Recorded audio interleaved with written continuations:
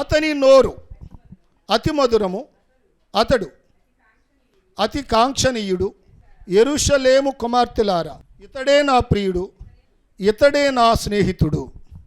చాలండి. ఇక్కడ మనం పరిశీలన చేసినట్లయితే ఈరోజు స్నేహితుల దినోత్సవము అని మనకు తెలుసు. మనం అందరం కూడా చాలా ఇందులో మరి సెల్ ఫోన్లో మనం చూడడం జరిగింది. ఇప్పుడు ఈ సందర్భాన్ని బట్టి అసలు దేవుని వాక్యం వినాలి, జాగ్రత్తగా వాక్యాన్ని వినాలి. దేవుని వాక్యము స్నేహమును గూర్చి దేవుని వాక్యం ఏం చెప్తుంది? దేవునికి మహిమ కలుగునుగాక. ఈ లోకములో చాలా స్నేహాలు ఉన్నాయి, ఈ లోకములో చాలా రకాల స్నేహాలు ఉన్నాయి.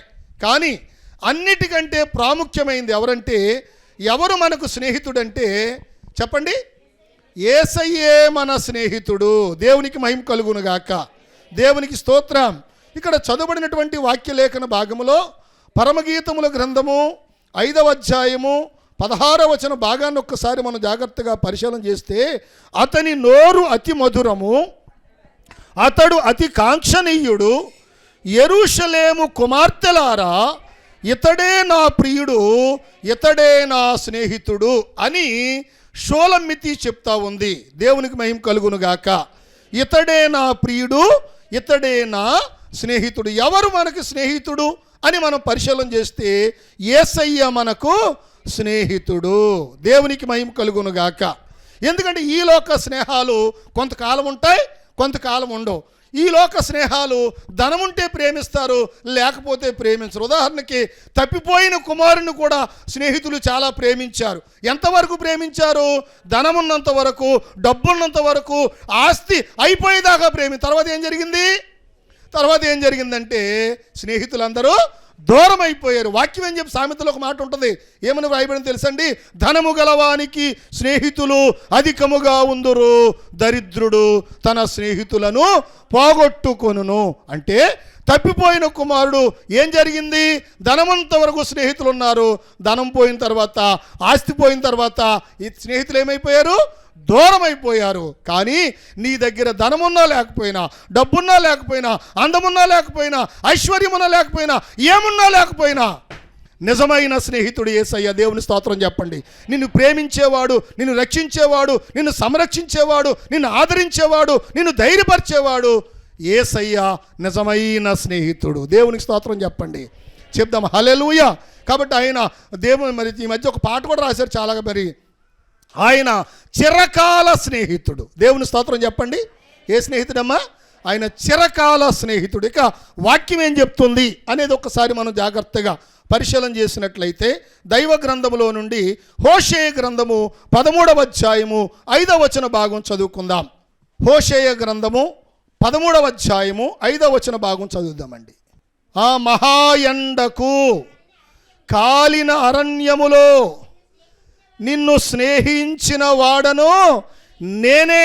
దేవునికి మహిమ కలుగునుగాక. ఇక్కడ మనం జాగ్రత్తగా పరిశీలన చేసినట్లయితే ఇక్కడ ఇజ్రాయేలు జనాంగముతో దేవుడు మాట్లాడుతున్నాడు. ఏమని మాట్లాడుతున్నాడండి? మహాయండకు కాలిన అరణ్యములో నిన్ను స్నేహించిన వాడను నేనే. అంటే నిన్ను అంటే ఒక్కడిని కాదండి అక్కడ. నిన్ను అంటే ఒక్కడని కాదు. ఎవరు చెప్పండి? ఇశ్రాయేలు జనాంగము సీనాయి అరణ్యములో వారు ప్రయాణం చేస్తుండగా 40 సంవత్సరాల వారి ప్రయాణములో ఎవరు స్నేహం చేశారు? దేవుడే వారితో స్నేహం చేశాడు. దేవుని స్తోత్రం చెప్పండి. మహాయండకు కాలిన అరణ్యములో దేవుడు వారితో ఏం చేశాడమ్మా? స్నేహాన్ని కలిగి ఉన్నాడు. అందుకని స్నేహం కలిగి ఉండి స్నేహితుడు ఏం చేశాడు? ఆహారం ఇచ్చాడు, అనగా మన్నాని ఇచ్చాడు, నీరిచ్చాడు. దేవునికి మహిమ కలుగునుగాక. దేవుని స్తోత్రం. ఎంతో మరి అద్భుతములు చేశాడు, ఆశ్చర్య కార్యాలు ప్రభు జరిగించారు. చివరికి బట్టలు మాసిపోలేదు, చెప్పులు అరిగిపోలేదు. దేవునికి మహిమ కలుగునుగాక. కాబట్టి మన నిజమైన స్నేహితుడు ఆయనే. దేవునికి మహిమ కలుగునుగాక. ఇక్కడ షోలమితి ఏం చెప్తుందంటే అతడు అతి కాంక్షణీయుడని చెప్తుంది. దేవుని స్తోత్రం. మరొకసారి చదవండి అమ్మా మాట, మరొకసారి చదవండి. అతి మధురము, అతడు అతి కాంక్షణీయుడు. దేవునికి మహిమ కలుగునుగాక. కాబట్టి అతి కాంక్షణీయుడు అంటే, కాంక్షణీయుడు అంటే అర్థం ఏంటంటే కోరికలను తీర్చేవాడు. దేవుని స్తోత్రం చెప్పండి. కాంక్ష అంటే కోరిక అండి. కాంక్ష అంటే చెప్పండి. కాంక్ష అంటే కోరిక, ఆకాంక్ష అంటారు. ఏమంటారు? ఆకాంక్ష. ఆకాంక్ష అంటే కోరిక. ఏమిటి కోరిక? ఇది ఈ పదాన్ని ఎక్కడ ఎక్కువ ఉపయోగిస్తారంటే శుభలేఖలు రాస్తారు, వివాహానికి శుభలేఖలు రాస్తారు. ఆ శుభలేఖల్లో మీరు రావాలని మీ రాక మా కోరిక, మీరు రావడం మా ఆకాంక్ష అంటారు. దేవుని స్తోత్రం. కాబట్టి కోరికలు, ఆకాంక్షనీయుడు అంటే కోరికలను తీర్చేవాడు. దేవుని స్తోత్రం. అదే కీర్తనలో ఒక మాట ఉంటుంది, నీ కోరికను సిద్ధింపజేసి నీ ఆలోచన యావత్తును సఫలపరచునుగాకని వాక్యంలో రాయబడింది. దేవుని స్తోత్రం. ఆయన మన కోరికలను తీర్చేవాడు ప్రియ దైవ జనాంగమా. కాబట్టి ఇప్పుడు ఆయన మనకు స్నేహితుడై ఉన్నాడు. ఇశ్రాయేలు ప్రజలు ఆశను తీర్చాడు, కోరికను తీర్చాడు. నిజమేనండి, మన్నానిచ్చాడు, దాహమేస్తే దప్పికనిచ్చాడు, బండను బద్దలు కొట్టి జీవజలములు ఇచ్చాడు. దేవునికి మహిమ కలుగునుగాక. దేవునికి స్తోత్రం. ఇంకా మనం దేవుని వాక్యాన్ని జాగ్రత్తగా మనం పరిశీలన చేస్తే దేవునికి ఎవరు మరి దైవ గ్రంథములో స్నేహితులుగా ఉన్నారంటే దేవుడు అబ్రహాముతో స్నేహం చేశాడండి. హల్లెలూయా. ఎవరు చెప్పండి? అబ్రహాముతో దేవుడు స్నేహం చేశాడు. దేవుని వాక్యం చెప్తుందండి, ఆదికాండం 18వ అధ్యాయం 17వ వచనంలో దేవుడు తన మనస్సులో అనుకుంటాడు ఒక మాట. తన మనసులో ఏమనుకుంటాడంటే, చదువునానా, నేను చెయ్యబోవు కార్యము అబ్రహామునకు దాచెదనా. చాలండి. దేవునికి స్తోత్రం. అంటే సాధారణంగా కొన్ని విషయాలు ఉంటాయండి భార్యాభర్తలు కావచ్చు, స్నేహితులు కావచ్చు, సాధారణంగా కుటుంబంలో కానీ తల్లిదండ్రుల విషయంలో ఒక కుర్రోడు ఉన్నాడు అనుకోండి, ఒక యవనస్తుడు ఉన్నాడు అనుకోండి, ఆ యవనస్తుడు అమ్మా నాన్నతో చెప్పని విషయాలు, అక్క చెల్లెలతో చెప్పని విషయాలు, అన్నదమ్ములతో చెప్పని విషయాలు ఎవరితో చెప్తాడు? స్నేహితుడితో చెప్తాడు. దేవుని స్తోత్రం చెప్పండి. అంటే స్నేహితుడు అంటే అర్థం ఏంటంటే, ఇద్దరు స్నేహితులుంటే వారి మధ్య అరమరికలు ఉండవు, దాపరికాలు ఉండవు. దేవుని స్తోత్రం చెప్పండి. కాబట్టి ఇక్కడ వాక్యం సెలవిస్తుంది, ప్రభు అంటున్నాడు, నేను చెయ్యబోయే కార్యము అబ్రహామునకు ఎందుకంటే అబ్రహాము దేవునికి స్నేహితుడు. దేవునికి మహిమ కలుగునుగాక. దేవుని స్తోత్రం. ఒకసారి యెషయా గ్రంథం 41వ అధ్యాయము 8వ వచన భాగం చదువుకుందాం. యెషయా గ్రంథం 41వ అధ్యాయము 8వ వచనం చదవండి. అక్కడ సాక్షాత్తు దేవుడు యెషయా ప్రవక్త ద్వారా దేవుడు మాట్లాడుతున్నాడు. నా సేవకుడైన ఇశ్రాయేలు, నేను ఏర్పరచుకొనిన యాకోబు, నా స్నేహితుడైనా, చెప్పండి, నా స్నేహితుడైనా అబ్రహాము సంతానం. హల్లెలూయా. ఇప్పుడు అబ్రహాం ఎవరో చెప్పండి. అబ్రహాం ఎవరండి? దేవుని స్నేహితుడు. హల్లెలూయా. సాక్షాత్తు దేవుడే తన భక్తుడి ద్వారా పిలుస్తున్నాడండి. వాక్యంలో దేవుడు వ్రాయించాడు ఏమని? నా స్నేహితుడైన అబ్రహాము సంతానమా. హల్లెలూయా. ఇప్పుడు మన స్నేహితులు ఎవరో? మీరు కూడా స్నేహాలు కలిగి ఉన్నారండి. మీ స్నేహాలు తప్పని చెప్పట్లేదు సుమా, కానీ అన్ని స్నేహాల కంటే మించిన స్నేహం చెప్పండి, యేసయ్య స్నేహం. హల్లెలూయా. ఆయన చిరకాల స్నేహితుడు. ఆయన దేవునికి మహిమ కలుగునుగాక. ఈ లోక స్నేహితులు నీ దగ్గర అన్నీ ఉంటే ప్రేమిస్తారు, కానీ ఆయన ఏమీ లేకపోయినా ఆయన ప్రేమించే దేవుడు, రక్షించే దేవుడు. దేవునికి మహిమ కలుగునుగాక. కాబట్టి అబ్రహాము దేవునికి స్నేహితుడు అని దేవుని వాక్యంలో రాయబడింది. ప్రియమైన దైవ జనాంగమా, మనం పరిశీలన చేస్తే నిర్గమకాండం 33వ అధ్యాయం 11వ వచన భాగం చూద్దాం. నిర్గమకాండం 33వ అధ్యాయము 11వ వచన భాగం చూస్తే అక్కడ ఏమని రాయబడింది చూడండి అమ్మా. మనుష్యుడు తన స్నేహితునితో మాటలాడునట్లు యెహోవా మోషేతో ముఖాముఖిగా మాటలాడుచుండని. దేవునికి స్తోత్రం చెప్దామండి. హల్లెలూయా. ప్రియమైన దైవ జనాంగమా, ఇక్కడ మనం పరిశీలన చేస్తే వాక్యాన్ని, అబ్రహాము మనుష్యుడు తన స్నేహితునితో మాట్లాడినట్లు యెహోవా మోషేతో ముఖాముఖిగా. అంటే ఇద్దరు స్నేహితులు ఎలా మాట్లాడుకుంటారో వింటున్నారా? వాక్యం వింటున్నారా? ఇద్దరు స్నేహితులు ఎలా మాట్లాడుకుంటారో అలాగూ దేవుడు ఎవరితో మాట్లాడండి? మోషేతో మాట్లాడాడు. హల్లెలూయా. ఎలా మాట్లాడంట? ముఖాముఖిగా మాట్లాడాడు. హల్లెలూయా. చెప్దాం హల్లెలూయా. అబ్రహాముతో దేవుడు ముఖాముఖిగా మాట్లాడాడు. ఇక్కడ చూస్తే మోషేతో ఒక స్నేహితునితో మాట్లాడేట్టు మాట్లాడు. దేవుని స్తోత్రం. అంటే దాని అర్థం ఏంటండి? మోషే దేవునికి స్నేహితుడు. అబ్రహాము దేవునికి స్నేహితుడు. దేవునికి మహిమ కలుగును గాక. మనకు జాగ్రత్తగా వాక్యాన్ని పరిశీలన చేస్తే ఇప్పుడు యోహాను సువార్త 15:14 చదవండి. అబ్రహాము గారు మోషే గారే కాదండి, ఒక్కసారి మన వాక్యాన్ని చూస్తే మనము కూడా ఆయన స్నేహితులమేనండి. హల్లెలూయా! ఎంత గొప్ప భాగ్యం దేవుడు మనకిచ్చాడు. చూద్దాం. చేసిన ఎడల మీరు నా స్నేహితులయ్యుందురు. చాలండి. దాసుడు తన యజమానుడు చేయు దానిని ఎరుగడు కనుక ఇక మిమ్మును దాసులని పిలవక స్నేహితులని పిలుస్తున్నాను. దేవునికి మహిమ కలుగును గాక. దేవునికి స్తోత్రం చెప్పండి. ఇప్పుడు మనం ఎవరో చెప్పండి అమ్మా. మనం ఎవరో దేవునికి స్నేహితులం. హల్లెలూయా!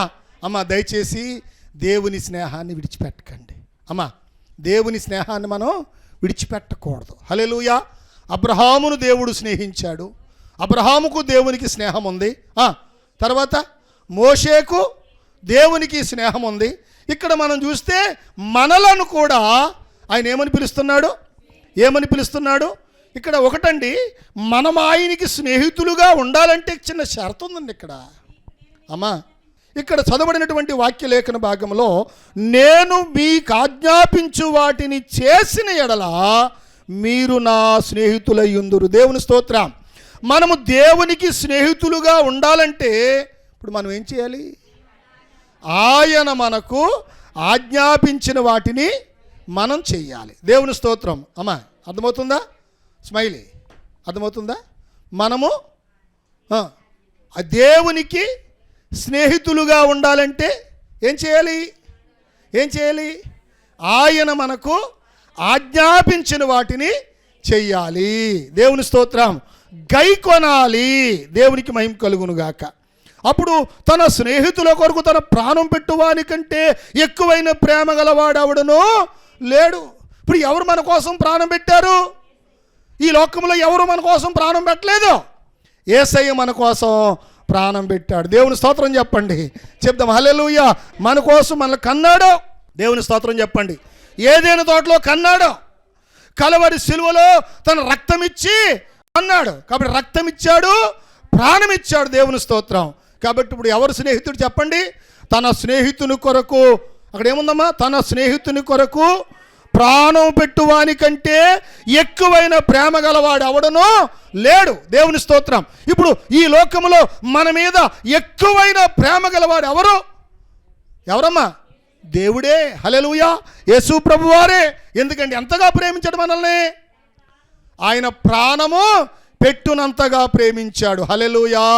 చెప్దాం హల్లెలూయా. కాబట్టి ప్రియమైన దైవ జనాంగమా, ఆయన మనకు నిజమైన స్నేహితుడు. హల్లెలూయా. ఏం స్నేహితుడమ్మా? నిజమైన స్నేహితుడు. దేవుని వాక్యం సెలవిస్తుంది. అమ్మా, ఇప్పుడు దేవుడు అబ్రహాముకు స్నేహితుడు. రెండవది మోషేతో స్నేహం చేశాడు ఆయన. దేవుని స్తోత్రం. మూడవదిగా ఆయన మనతో కూడా ఆయన స్నేహం చేయడానికి ఇష్టపడుతున్నాడు. ఇప్పుడు ఆయన స్నేహితులుగా మనం ఉండాలంటే మనం ఏం చేయాలి? ఆయన ఆజ్ఞలు గైకొనాలి. దేవుని స్తోత్రం. ఇక నాలుగవదిగా మనం పరిశీలన చేస్తే ఇంకొక మాట జ్ఞాపకం చేస్తాను. నాలుగవదిగా మరొక మాట ఉంది పాత నిబంధన గ్రంథంలో. మొదటి సమూయేలు గ్రంథం 18వ అధ్యాయం చూడండి ఒకసారి మీరు. మొదటి సమూయేలు గ్రంథము 18వ అధ్యాయం మనం చూస్తే అక్కడ ఎవరున్నారు అక్కడ? మూడవ వచనం చదవండి. దావీదు తనకు ప్రాణ స్నేహితుడని భావించుకొని అతనిని ప్రేమించుచు యోనాతాను అతనితో నిబంధన చేసుకొనెను. దేవునికి స్తోత్రం. ఇక్కడ ఇద్దరు స్నేహితులు కనబడుతున్నారండి. ఎవరు వీళ్ళు? యోనాతాను, దావీదు. హల్లెలూయా. బైబిల్లో చాలా స్నేహాలు ఉన్నాయండి. కానీ నిజంగా యోనాతాను దావీదుల స్నేహము చాలా గొప్పదండి. హల్లెలూయా. నిజంగా దావీదు లాంటి స్నేహితుడు, యోనాతాను లాంటి స్నేహితుడు నిజంగా మీరు కలిగి ఉంటే మీరు నిజంగా ధన్యులేనండి. హల్లెలూయా. కాకపోతే ఈ లోక స్నేహాలు చాలా చాలా భయంకరంగా ఉన్నాయి, ప్రమాదకరంగా ఉన్నాయండి. దేవుని వాక్యంలో అమ్మా ఆ మాట కూడా ఉంది. ఏ మాట? స్నేహితుణ్ణి నమ్మవద్దని కూడా దేవుని వాక్యంలో ఉందండి. అయితే ప్రియమైన దైవ జనాంగమా, మనం చాలా జాగ్రత్తగా గమనించాలి. ఎలాంటి స్నేహితులు మనకు ఉండాలంటే యేసయ్య లాంటి స్నేహితులు కావాలి. దేవుని స్తోత్రం. ఆ మాటకు వస్తే యేసయ్యే నిజమైన స్నేహితుడు. ఇంకా చెప్పాలంటే దావీదు యోనాతానుడి స్నేహం చాలా గొప్పది. హల్లెలూయా. నిజమండి. యోనాతాను ఎలా భావించు దావీదుని అలా చూసేటప్పటికీ ఏమనుకున్నాడు? తనకు ప్రాణ స్నేహితుడుగా భావించేశాడు. దేవుని స్తోత్రం. ఏ స్నేహితుడమ్మా? ప్రాణ స్నేహితుడు. దేవునికి మహిమ కలుగునుగాక. దేవునికి స్తోత్రం. ఇంకొంచెం మనం దేవుని వాక్యంలో ముందుకెళ్ళినట్లయితే చూడండి, మరొక మాట చూద్దాం. దైవ గ్రంథంలో 2వ దినవృత్తాంతాల గ్రంథము 20వ అధ్యాయము 35వ వచన భాగం చదువుదామండి. 2వ దినవృత్తాంతాల గ్రంథం 20:35 చదవండమ్మా. ఇది అయిన తరువాత యోధారాజైన యెహోషాపాతు మిక్కిలి దుర్మార్గముగా ప్రవర్తించిన ఇశ్రాయేలు రాజైన అహజ్యాతో స్నేహము చేసెను. తర్షీషుకు పోదగిన ఓడలను చేయింపవలనని యెహోషాపాతు అతనితో స్నేహము చేయగా వారు యెసన్గెబెరులో ఆ ఓడలు చేయించిరి. అప్పుడు మారేషావాడును దోదావ కుమారునకు ఎలియాజరు, అంటే ఒక ప్రవక్త మాట్లాడుతున్నాడు. ఏమనంటే, నీవు అహజ్యాతో స్నేహము చేసుకుంటేవి కనుక యెహోవా నీ పనులను భంగము చేయునని యెహోషాపాతు మీద ప్రవచనం ఒకటి చెప్పెను. ఆ ఓడలు తర్షీషునకు వెళ్ళజాలకుండా బద్దలైపోయెను. ప్రియ దైవ జనాంగమా, ఇక్కడ యెహోషాపాతు మంచివాడే. యెహోషాపాతు దేవుని యందు భయభక్తులు కలిగిన వాడు. యెహోషాపాతు దేవుని మీద ఆధారపడ్డాడు. యెహోషాపాతు దేవుణ్ణి ఘనపరిచిన వాడు. యెహోషాపాతు దేవుణ్ణి అనుసరించడానికి తన మనస్సును దృఢపరుచుకున్నవాడు. కానీ ఏం జరిగింది తెలుసండి? ఏం జరిగింది తెలుసా? ఇది అయిన తరువాత యోధారాజైన యెహోషాపాతు మిక్కిలి దుర్మార్గముగా ప్రవర్తించిన ఇశ్రాయేలు రాజైన అహజ్యాతో, మొదటిది అబ్రహాము దేవునికి స్నేహితుడు, 2 మోషే దేవునికి స్నేహితుడు, 3 దేవుడు మనతో కూడా ఆయన స్నేహం చేయడానికి ఇష్టపడుతున్నాడు. మనం ఆయనతో స్నేహం కలిగి ఉండాలంటే మనము దేవుని ఆజ్ఞలు గైకొనాలి. దేవుని స్తోత్రం. 4వదిగా దావీదు యోనాతాను ప్రాణ స్నేహితులు. దేవుని స్తోత్రం. చివరి వరకు అని గమనించాలి. చివరి చెప్పాలంటే మరణం వరకు కూడా వారి స్నేహాన్ని కాపాడుకున్నారండి. వారి స్నేహానికి విలువిచ్చారండి. ఒకరి కోసం ఒకరు ప్రాణం పెట్టడానికైనా సరే వెనుతిరగలేదు. అది నిజమైన స్నేహం అండి. యోనాతాను దావీదుల స్నేహం నిజమైన స్నేహం. దేవునికి మహిమ కలుగును గాక. అలాగే దేవుడు అబ్రహాముతో స్నేహం చేశాడు, మోషేతో స్నేహం చేశాడు. గమనించాలి, దేవుడు మనతో స్నేహం చేస్తున్నాడు. మనం ఆయన ఆజ్ఞలు గైకొనాలండి. హల్లెలూయా. ఆయన వాక్య ప్రకారం నడుచుకుంటే మనమే ఆయన స్నేహితులం. దేవుని స్తోత్రం. 4వదిగా ఏం చెప్పాను? దావీదు యోనాతానుల స్నేహం. హల్లెలూయా. మరొక మాట, ఇక్కడ 5వ మాట కూడా మీకు చెప్పాను. ఏంటంటే యెహోషాపాతు అహజ్యాల స్నేహం. అర్థమవుతుందమ్మా? యెహోషాపాతు మంచోడే. ఇప్పుడు అహజ్యా ఎవరు? దుర్మార్గుడు అంట. మామూలు రాజేష్ మామూలు దుర్మార్గుడు కాదంట. ఎలా ఉండాలి దుర్మార్గుడు? మన స్నేహాలు ఎలా ఉండాలి? నిజమేనా? మన స్నేహాలు ఎలా ఉండాలి? ఆలోచన చేయాలి. అంతేకాదు, కొంతమంది స్నేహితులు ఉంటారు, ఒకసారి మోసం చేశాడంటే అది వాడి తప్పు. నిజమే, స్నేహితుడు మోసం చేస్తే వాడి తప్పే. నేను కావాలని మోసం చేశాడు, రెండోసారి మోసం చేస్తే చెప్పండి అది నీ తప్పు. ఎందుకో తెలుసా? ఒకసారి చేశాడు కదా, రెండోసారి మోసం చేయడానికి స్నేహితుడైన అవకాశం ఇవ్వకూడదు. ఎక్కడ ఉంచాలో అక్కడే ఉంచాలి. వాక్యం కూడా అదే చెప్తుందండి.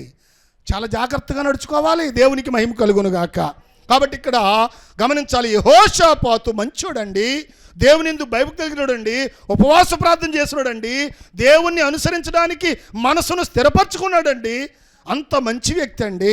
చివరికి యుద్ధం వస్తే యుద్ధము చేయకుండా దేవుని మీద ఆధారపడి, అయ్యా మాకు శక్తి లేదయ్యా, నీవే మాకు దిక్కని ఉపవాసం చేయించి యోధావారందరి చేత ప్రార్థన చేసినప్పుడు దేవుడు గొప్ప జయం అనుగ్రహించాడండి. హల్లెలూయా.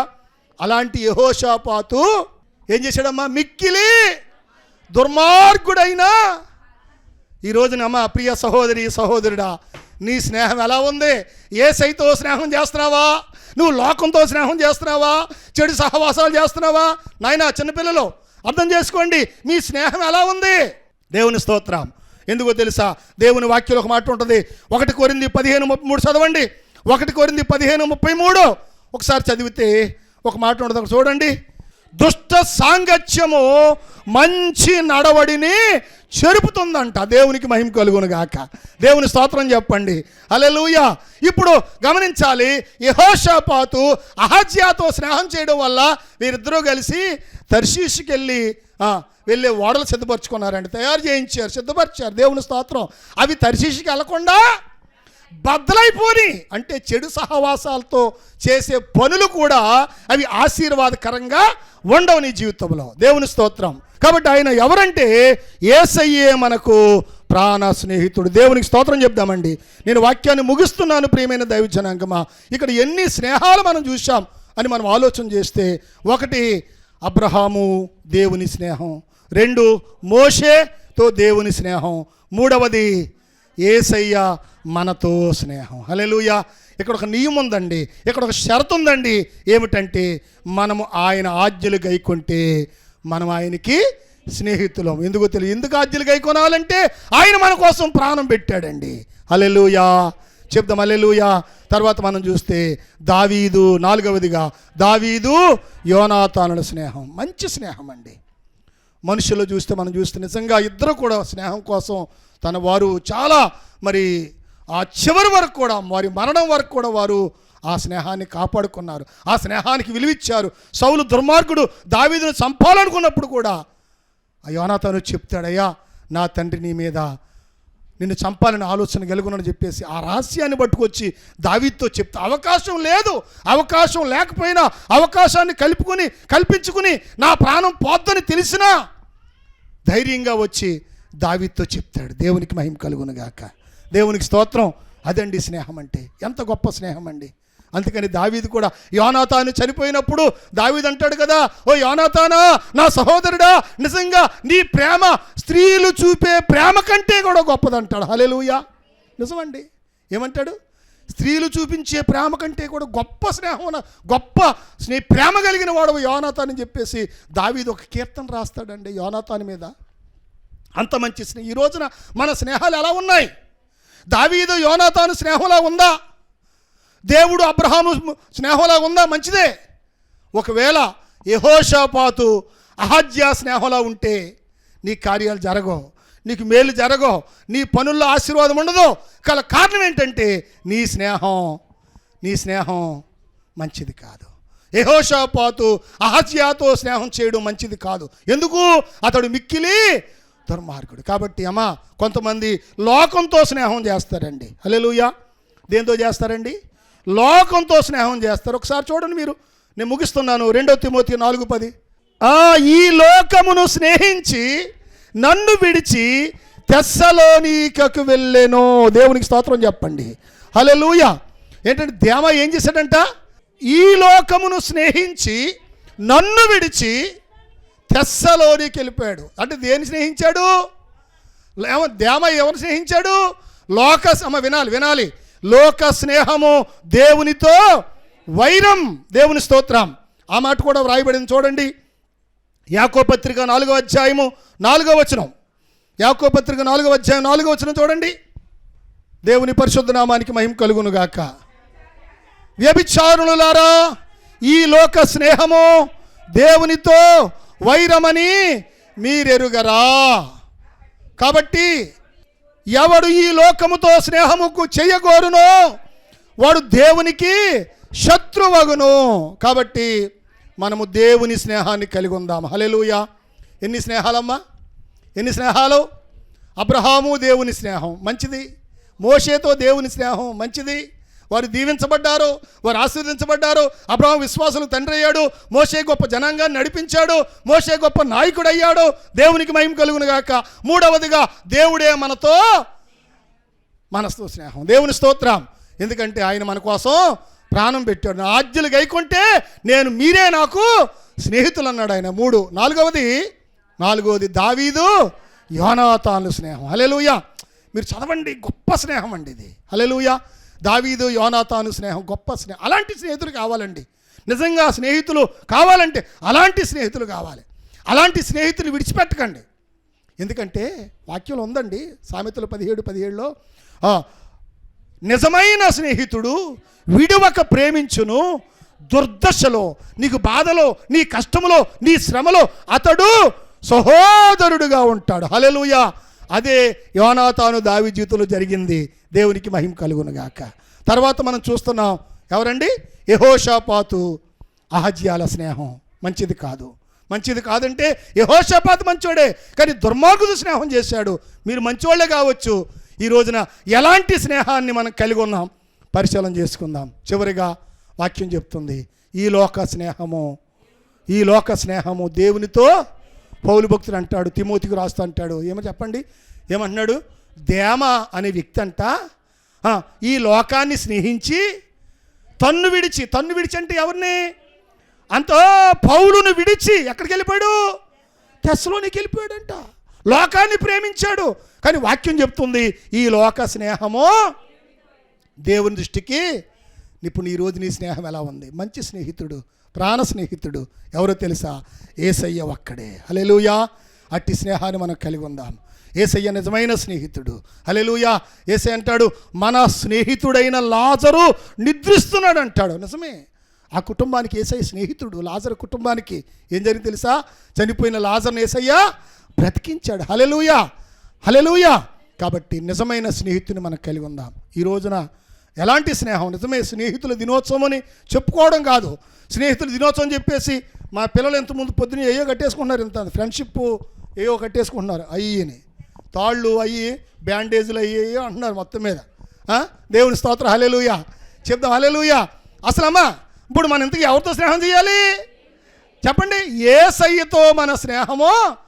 ఎందుకంటే అబ్రాహాము దేవునితో స్నేహం చేశాడు, మోషే దేవునితో స్నేహం చేశాడు. మనము కూడా దేవుని స్నేహాన్ని కలిగి ఉండాలి. మంచిదే, దావీదు యోనాతానులాగా మీరు స్నేహం చేయండి, తప్పులేదు. కానీ మీరు యెహోషాపాతులాగా ఉండి అహజ్యా లాంటి వారితో మాత్రం మీరు స్నేహం చేస్తే అది మనకు ఆశీర్వాదం కాదు. కాబట్టి మంచి స్నేహం కలిగి ఉందాం, మంచి విధేయత కలిగి ఉందాం. దేవుని వాక్యాన్ని అనుసరించి దేవుని యందు భయభక్తులు కలిగి ఆయన వాక్య ప్రకారంగా కొనసాగుదాం. దేవుడు తన పరిశుద్ధ వాక్యం మన వినికిడిలో దీవించునుగాక. ఆమేన్. మంచిది. అందరూ కూడా మోకరించండి, చిన్న ప్రార్థన చేసుకుందాం. ప్రభువా నీకు వందనాలు, పరిశుద్ధుడానికి స్తోత్రాలు. ఇంతవరకు మీరు ఇచ్చిన వాక్యాన్ని బట్టి వందనాలు. వెత్తబడిన వాక్యం బిడ్డ జీవితాల్లో ఫలింపచేయండి. నిజమే, మీరే మాకు నిజమైన స్నేహితులుగా ఉన్నారు ప్రభా. అయ్యా, నీవు అబ్రహాంతో స్నేహం చేశావు, మోషేతో స్నేహం చేశావు, చివరికి మాతో కూడా మీరు మాట్లాడారు ప్రభువా. నా ఆజ్ఞలు మీరు గైకొంటే మీరు నాకు స్నేహితులుగా ఉండరు చెప్పారు ప్రభు. నీకు వందనాలు. నిజమే నాయన. ఇశ్రాయేలు ప్రజల అరణ్యములో అయ్యా నువ్వు స్నేహించావయ్యా, నీకు వందనాలు తండ్రి. నీ 40 సంవత్సరాలు వారిని స్నేహించి 40 సంవత్సరాలు మీరు వారిని నడిపించారు ప్రభా. పగలు ఎండ దెబ్బ, రాత్రి వెన్నెల దెబ్బ తగలకుండా నాయన, పగలు మేఘస్తంభముగా, రాత్రి అగ్నిస్తంభంగా నడిపించావు, నీకు వందనాలు చెల్లిస్తున్నాం. అలాగే దావీదు యోనాతాను లాంటి స్నేహం మాకు దయచేయనైనా. అలాగే నాయన మీరు ప్రభా, యెహోషాపాతు మంచోడే, యెహోషాపాతుని ఎందుకు భయభక్తులు నిలబడి నాయన. అయితే అహజ్యాతో స్నేహం చేసి అతడు చేయాలనుకున్న పనులు, ఆ కార్యము జరగలేదు నాయన, అవి సఫలీకృతం కాలేదు తండ్రి. యెహోషాపాతులాగా మేము చెడు స్నేహం కాకుండా ఈ లోక స్నేహము, దుష్ట సాంగత్యము మంచి నడవడి జరుపుతుందని సెలవిచ్చారు తండ్రి. మంచి సహవాసం కలిగి, మంచి స్నేహం కలిగి, అన్నిటికంటే ప్రాముఖ్యంగా నీవే మాకు నిజమైన స్నేహితుడు కనుక నిన్ను అనుసరించి నీ వాక్యానుసారంగా సాగే భాగ్యం నాకు, మాకు, సంఘానికి ఈరోజు ఈ ఛానల్ ద్వారా వాక్యం విన్న వారందరికీ మీరు దయచేయండి. నీ సమాధానం మాతో ఉంచు ప్రభా. ఈరోజు ఈ యొక్క ఛానల్ యొక్క వాక్య ప్రసార విషయంలో ఎవరైతే సహకరించారో, ఎవరైతే ప్రోత్సహిస్తున్నారో వారిని, వారి కుటుంబాలు, వారి బిడ్డలను దీవించి మీరు ఆస్వాదించి నీ సమాధానం మాతో ఉంచమని మహిమ, ఘనత, ప్రభావానికి చెల్లిస్తున్నాం. యేసు పరిశుద్ధ నామములో ప్రార్థన అడుగుచున్నాము తండ్రి. ఆమేన్. ఆమేన్.